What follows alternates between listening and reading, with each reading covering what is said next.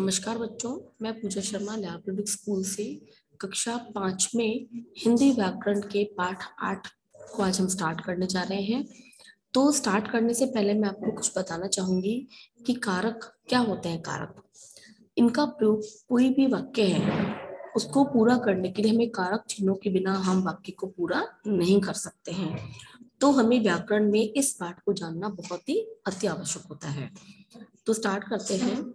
नीचे दिए गए चित्रों को ध्यान से देखिए और फिर उनके नीचे लिखे गए वाक्यों को पढ़िए। आप देखेंगे कि ये वाक्य अधूरे हैं और इनके चित्रों का वर्णन भी स्पष्ट नहीं हो पा रहा है। देखिए, पिताजी शुभम शाबाशी दी कि उसने डंडे सांप मारकर उस बच्ची बचाया। देखिए, हम बीच में बोल भी गए वाक्य में जो हमें शब्द लगाना है। तो ये जब शब्द हमने नहीं लगाए हैं तो इनके बिना वाक्य अधूरा लग रहा है, हम उसको वाक्य को स्पष्ट नहीं पढ़ पा रहे हैं। आगे चलते हैं हम।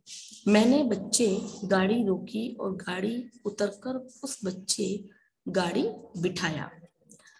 हाँ जी, अब आपको क्या समझ में आया कि इन चित्रों में वाक्यों में कुछ ऐसे शब्दांश यानी ऐसे शब्दों का अंश छूट गया है जिनके बिना वाक्यों में संज्ञा, सर्वनाम और क्रियाओं का आपसी संबंध जुड़ नहीं पाया है। इन वाक्यों को पूरा करने वाले शब्दांश क्या कहलाते हैं? कारक चिन्ह कहलाते हैं अथवा परसर्ग। इनको हम परसर्ग से नाम से भी जानते हैं। इन्हें विभक्ति चिन्ह भी कहते हैं।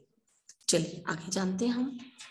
पिताजी ने शुभम को शाबाशी दी कि उसने डंडे से सांप को मारकर उस बच्ची को बचाया। देखिए, यहाँ पर हमने जितने भी कारक चिन्ह हैं उनको लगाकर वाक्य को पूरा किया है। अगला वाक्य देखिए, मैंने बच्चे के लिए गाड़ी रोकी और गाड़ी से उतरकर उस बच्चे को गाड़ी में बिठाया। देखिए, हमने जितने भी हरे रंग के जितने शब्द हैं इनको लगाया तो उसके आधार पर हमने वाक्य को पूरा किया। तो हमने क्या निष्कर्ष निकाला? जिन शब्दांशों से संज्ञा अथवा सर्वनाम का संबंध वाक्य के दूसरे शब्दों के साथ जाना जाता है वे कारक कहलाते हैं। आगे देखिए, विभक्ति या परसर्ग। संज्ञा अथवा सर्वनाम के साथ जो शब्दांश या चिन्ह लगाए जाते हैं वे विभक्ति या परसर्ग कहलाते हैं। जैसे हम इस वाक्य के आधार पर इन विभक्ति चिन्हों को समझ सकते हैं, कारक चिन्हों को समझ सकते हैं। राम ने रावण को तीर से मारा। देखिए, यहाँ पर किसने मारा? राम ने। किसको मारा? रावण को। और किससे मारा? तीर से मारा। इस वाक्य में ने, को और से विभक्ति या परसर्ग है क्योंकि इनके बिना संज्ञा का क्रिया से उपयुक्त संबंध नहीं जुड़ सकता है। तो इस आधार पर हमने क्या जाना कि कारक चिन्हों के द्वारा ही हम वाक्य को पूरा कर सकते हैं, बिना कारक चिन्हों के हम वाक्य को पूरा नहीं कर सकते। आगे हम जानते हैं कारक के भेद। कारक के कितने भेद हैं बच्चों? 8 भेद हैं। पहला है कर्ता कारक, फिर दूसरा कर्म कारक, करण कारक, संप्रदान कारक, अपादान कारक, संबंध कारक, अधिकरण कारक और संबोधन कारक। अब इनको क्या इनकी भूमिका है और इनके क्या चिन्ह है। देखिए, कर्ता कारक क्रिया को करने वाला कौन है? कर्ता है। इसके लिए हम किस चिन्ह का प्रयोग करते हैं? ने का। फिर है कर्म, जिस पर क्रिया का प्रभाव पड़े उसे हम कहते हैं को। करण कारक, जिस साधन के द्वारा क्रिया की गई है यानी उसके लिए चिन्ह होते हैं से और द्वारा। संप्रदान कारक, जिसके लिए की गई हो उसे उसके लिए चिन्ह होता है के लिए। अपादान कारक यानी जिससे अलगाव हो, इसके लिए भी हम से का चिन्ह करते हैं, लेकिन अलगाव यहाँ पर अलग होने की क्रिया जब दर्शाती है तो अपादान कारक लगता है। संबंध कारक, जिससे संबंध का बोध हो, इसमें का, के, की, रा, रे, री और ना, ले, नी।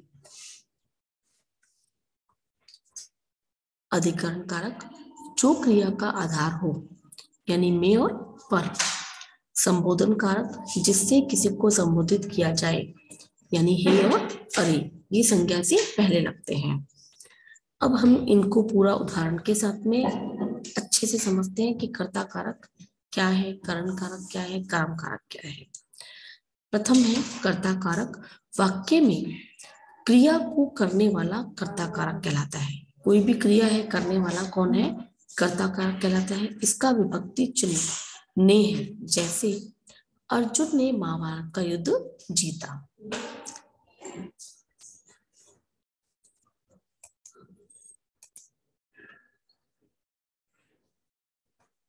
अर्जुन ने महाभारत का युद्ध जीता। तो यहाँ पर क्या है, वर्तमान काल में कर्ता के साथ ने विभक्ति का प्रयोग नहीं होता है, जैसे वह चित्र बनाता है। अब इसमें एक बात और है, यहाँ पर भी कर्ता कौन है? वह जो ये बच्चा चित्र बना रहा है, तो वो कौन है? वह यहाँ पर भी कर्ता है, लेकिन यहाँ पर हम ने का प्रयोग नहीं करते हैं। लेकिन जब भी हम कोई बात को पहले बोल चुके हैं या फिर हम बोलने वाले बात में भविष्य काल में या भूतकाल में हम ने का प्रयोग करते हैं, लेकिन वर्तमान काल में हम ने का प्रयोग नहीं करते हैं। ये इसमें विशेषता है। आगे चलते हैं। नंबर 2, कर्म कारक। कर्ता की क्रिया का फल जिस पर पड़ता है वह कर्म कारक कहलाता है। इसका विभक्ति चिन्ह को है। जैसे अर्जुन ने कर्ण को मारा, रामकृष्ण परमहंस ने विवेकानंद को ज्ञान दिया। यहाँ पर जो हरे रंग से चिन्ह लगाए गए हैं, ये कर्म कारक की विभक्ति चिन्ह है। को यानी जिस कर्ता का फल जिस पर पड़ रहा है वो क्या होता है? कर्म कारक होता है। थर्ड नंबर देखिए, करण कारक। जिस साधन से कर्ता कोई कार्य करता है उसे करण कारक कहा जाता है। इसका विभक्ति चिन्ह क्या है? से है। हम जिस भी चीज का प्रयोग कर रहे हैं या जिस साधन का प्रयोग कर रहे हैं उसे हम करण कारक कहते हैं। जैसे कमल ने डंडे से बंदर को मारा। इस वाक्य में मारने का कार्य किससे किया जा रहा है? डंडे से। तो यहाँ पर करण कारक क्या है? से है। 4, संप्रदान कारक। जिस संज्ञा या सर्वनाम के लिए क्रिया की जाती है उसे संप्रदान कारक कहते हैं। इसका विभक्ति चिन्ह क्या होता है? के लिए। जैसे मैंने नीटू के लिए खिलौना मंगाया। हमने खिलौना किसके लिए मंगाया है? नीटू के लिए। वाक्य में मंगाया क्रिया नीटू के लिए की गई है, इसलिए के लिए संप्रदान कारक है। चलिए आगे चलते हैं। 5वां है अपादान कारक। शब्द के जिस रूप से किसी को अलग होना पाया जाता है उसे हम क्या कहते हैं? अपादान कारक कहते हैं। इसका विभक्ति चिन्ह भी से होता है, लेकिन यहाँ पर क्या है, जब अलग होने की क्रिया होती है तो क्या होता है बच्चों? अपादान कारक होता है। जैसे पर्वत से झरना गिर रहा है, यानी यहाँ पर झरने से पानी जो है वो क्या है? अलग हो रहा है। झरने का पानी जो है वो अलग पर्वत से अलग हो रहा है, तो क्या है? यहाँ पर अपादान कारक होता है। ओके, अब देखिए नेक्स्ट है हमारा संबंध कारक।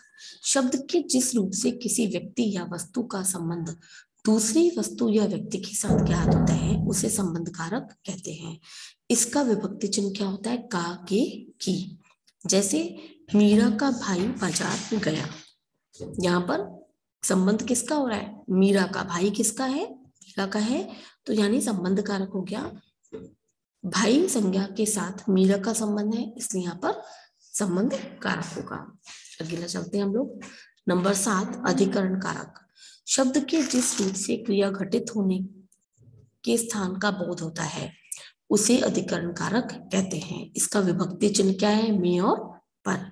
यानी किसी स्थान के बारे में हम जब बात करते हैं तो वह अधिकरण कारक होता है। जैसे कोयल वृक्ष पर बैठी है। कहाँ पर बैठी है? वृक्ष पर, तो इसलिए अधिकरण कारक। मछलियां पानी में तैर रही हैं। इसके 2 चिन्ह हो गए, में और पर। नंबर 8, संबोधन कारक। जिस शब्द से किसी को पुकारने, बुलाने अथवा सचेत करने का भाव प्रकट होता है उसे संबोधन कारक कहते हैं। जैसे अरे पीछे कार है, सावधान हो जाओ। यहाँ पर हमने किसी को संबोधित किया, यानी संबोधन कारक। ये सबसे आसान है। अब हमने क्या जाना? कारक चिन्ह वाक्य को पूर्ण करके सार्थक बनाते हैं, है ना। जब भी हमें कोई वाक्य बनाना होता है तो क्या होता है, जब तक हम उसमें कारक चिन्हों का प्रयोग पूर्णतः नहीं करेंगे तो उसके बिना वाक्य अधूरा होता है। करण कारक और अपादान कारक दोनों का ही विभक्ति चिन्ह से है। हमने इसके अंतर को समझ लिया। करण में क्या होता है? जब भी हम किसी साधन का प्रयोग करते हैं वहां करण कारक। अपादान कारक में जब हम क्रिया को अलग करते हैं, कोई भी चीज अलग होती है तो क्या होता है? अपादान कारक होता है। करण का से विधि या के द्वारा हेतु प्रयोग किया होता है और अपादान में से जुदाई यानी अलग होना दर्शाता है। तो हमने अब क्या जाना है, बुक पार्ट जो है इसका हम कंप्लीट कर लेंगे। साथ साथ में कल्पना चावला ने आकाश की ऊंचाइयों को छुआ। नंबर 2, राष्ट्रपति ने अपने संदेश में भारतवासियों को बधाई दी। नंबर 3, हम कार से दिल्ली जाएंगे। यहाँ पर हमें इस तालिका को पूरा करना है, विभक्ति चिन्ह दिया हुआ है हमें और इसके कारक बताने हैं। के लिए हमने क्या जाना, के लिए किसका कारक है, संप्रदान कारक का। का के की किसके विभक्ति चिन्ह है, संबंध कारक के। में पर अधिकरण कारक के। को किसका है, कर्म कारक का। इसी के साथ में आगे नंबर 3 जो क्वेश्चन है वो देखिए, रंगीन पदों के कारक बताइए। यहाँ पर ने शब्द दिया हुआ है, डेविड ने मुझसे चित्र बनवाया, तो कौन सा कारक है यहाँ पर, कर्ता कारक। हमने अब्दुल को सारी बातें समझाई, किसको बताई, अब्दुल खान को, तो ये क्या है, कर्म कारक। हे राम हमारी रक्षा कीजिए, तो यहाँ पर क्या है, हमें पता चल रहा है संबोधन कारक। आकाश में बहुत से तारे छिटके हुए थे, यहाँ पर में कौन सा चिन्ह है, अधिकरण कारक। अगला प्रश्न है 4, करण और अपादान कारकों का प्रयोग करते हुए दो दो वाक्य लिखिए। करण कारक में मैं कलम से लिखता हूँ। नंबर 2 वाक्य आपने बनाया, मैं हवाई जहाज से जयपुर गया। अपादान कारक, राम विद्यालय से घर जाता है, यहाँ पर भी से का प्रयोग हुआ है, लेकिन क्या है, विद्यालय से घर जा रहा है यानी विद्यालय से अलग हो गया, अपादान कारक। नंबर 2, पेड़ से पत्ता गिरता है, पेड़ से पत्ता अलग हो गया इसलिए अपादान कारक। ध्यान से देखिए यहाँ पर भी से चिन्ह लगाया हुआ है, लेकिन अलग अलग रूप हमें पता चल रहे हैं। अगला प्रश्न देखिए, क्वेश्चन हम लोग कॉपी में करेंगे। अगला है नंबर 3 क्वेश्चन, कारक सही विकल्पों का चयन कर कर उन पर सही का चिन्ह लगाइए। कारक शब्द वाक्य को देते हैं, क्या देते हैं, पूर्णता।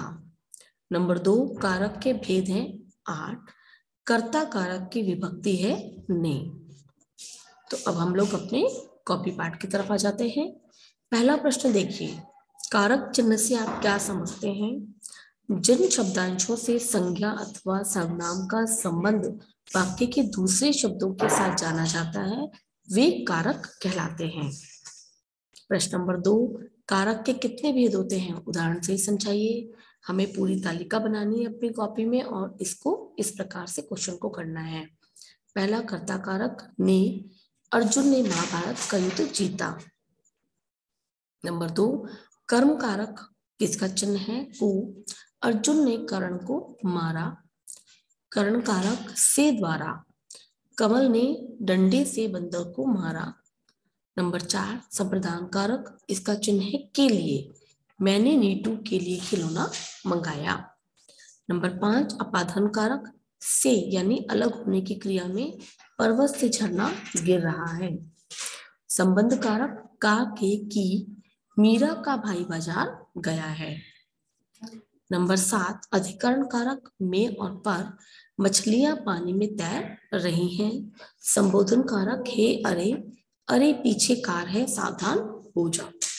इस प्रकार से हमारा बुक पार्ट और कॉपी पार्ट यही समाप्त होता है।